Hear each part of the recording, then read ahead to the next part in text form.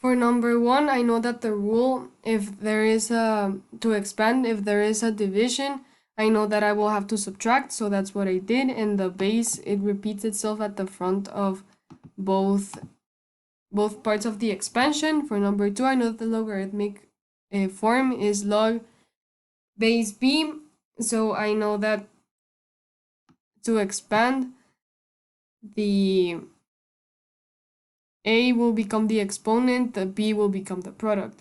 For number 3, I had to evaluate the expression, and the 4 becomes the base, and I have to have an exponent for it to be equal to, in this case, 64. So I did 4 to the power of x equals 64, and I know that 4 to the power of 3 equals 64, and that's what I did for the rest of the parts in number 3.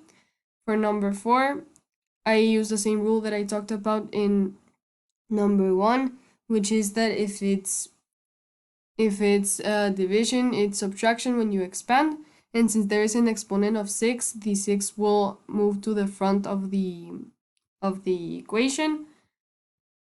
And here for part B of number 4, I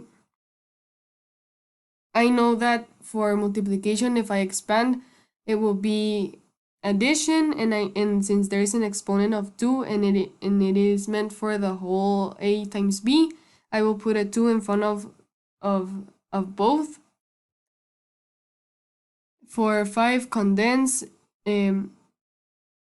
subtractions means I have to expand it to division, and since there is a 4 in front of the natural logarithm, it will be an exponent of y, and since there is natural logarithm in front of the both of them, I only have to put it once.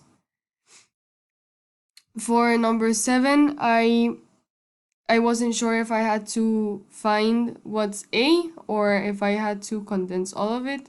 So I did what I did at number 3, which is that the 8 in this case will become the base, and I have to find an exponent for it to equal 6, and in this case there are decimals.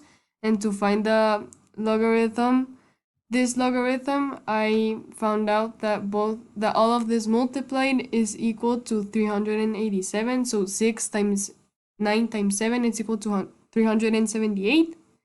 And since they all have the same base, I don't have to change anything.